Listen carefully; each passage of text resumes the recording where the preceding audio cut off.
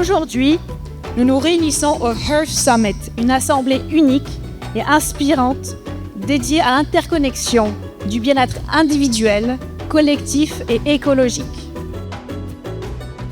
We will try our best to not only support you as an individual during this time, but also allow you to be inspired, to connect, and to be affirmed by what others are doing.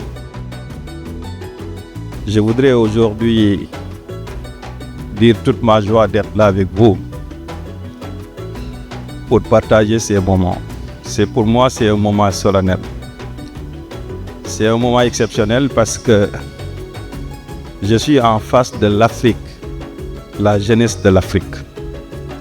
Entre la priorité et l'urgence, il faut savoir faire le choix tout de suite et maintenant pour aller très vite. C'est là où nous voulons vous appeler tout de suite et maintenant, dans une discussion franche et maintenue, contenue et respectée, pour que chacun d'entre vous puisse nous apporter le maximum de lui-même, pour qu'autour de cette action, qu'on puisse tracer une synergie qui va nous mener vers des actions concrètes pour que l'Afrique puisse être l'Afrique de demain.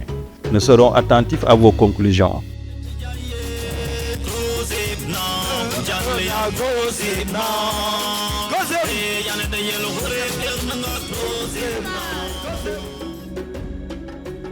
Mais je dirais que cette relation entre des personnes de différents âges doit reposer sur des principes. Des principes qui sont d'abord le respect et la considération de l'autre dans ce qu'il est, dans ce qu'il sait, dans ce qu'il sent, quel que soit son âge. Le respect des aînés est extrêmement important parce qu'il y a des choses peut-être qu'ils maîtrisent que nous jeunes, on ne maîtrise pas encore et qu'on devrait tout faire pour aller les chercher. Par contre, nous jeunes aussi, peut-être on a des choses qui sont avec nous, qu'on aimerait que les vieux nous accompagnent à les réaliser. Et ça, tant qu'on ne les approche pas, ce serait des difficultés.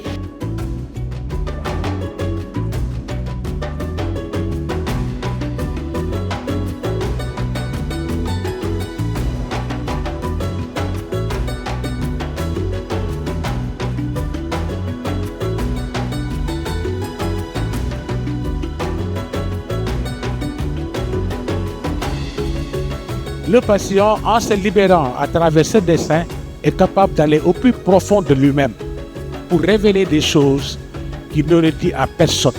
Et vous avez vu les tableaux que vous avez vus autour de vous, ils sont là exposés. Tous ces tableaux sont venus de l'atelier. Tous ces tableaux que vous voyez. Chacun avec son style, sa façon de faire. Personnellement, j'ai vécu les conséquences du silence autour de la santé mentale sur mon propre bien-être.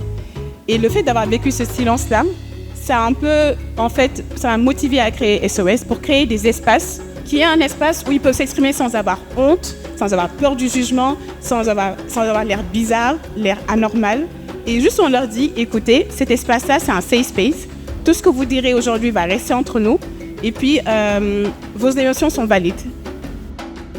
Comment intervenir ensemble pour le bien-être des populations. Et cette approche nécessite une déconnexion de nos traditions et de nous mettre ensemble autour de l'individu.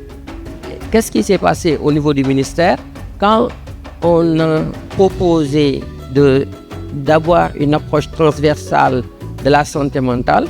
C'était de mettre la santé mentale dans toutes les interventions.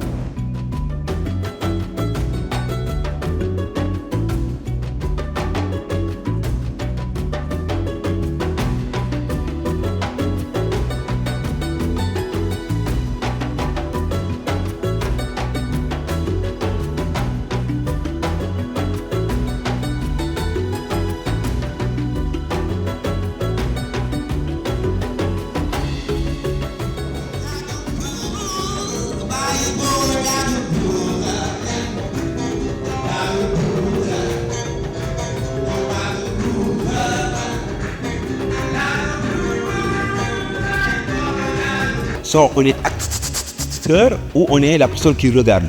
Et moi, j'ai choisi, j'aime pas être une personne qui regarde.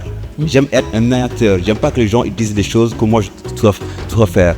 Sinon, on sera toujours dans une position victimisation. C'est important que les gens puissent revenir à la base, à la source, parce qu'il y a une psychothérapie de la post-colonisation, il y a un trauma psychique qui est là sur les jeunes Africains de génération en génération, qui fait qu'on pense que c'est pas possible pour nous, qu'il faut toujours que les autres nous montrent, alors que pour nous, non. Déjà ça c'est un truc à réparer, il faut se soigner.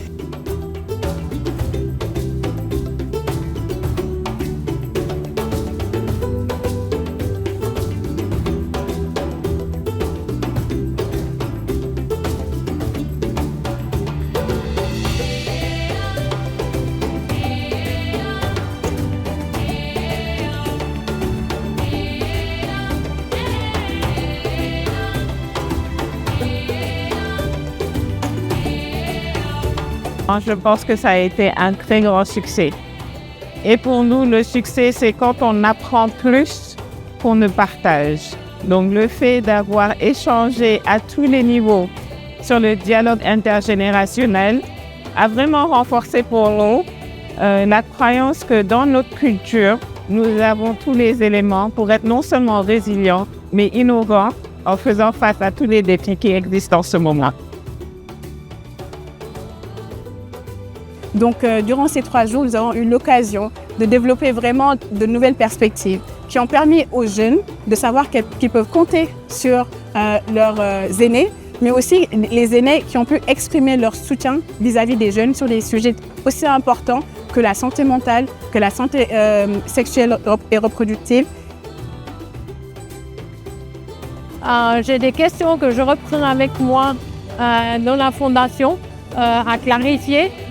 Pour avancer les types de financement pour qu'ils soient plus flexibles, qu'ils soient plus adaptés, avec moins de bureaucratie, avec plus de support. Donc, je suis enrichie, je pense que j'ai eu du plaisir, mais j'ai beaucoup de chaleur humaine et l'impression de faire partie de quelque chose de gigantesque.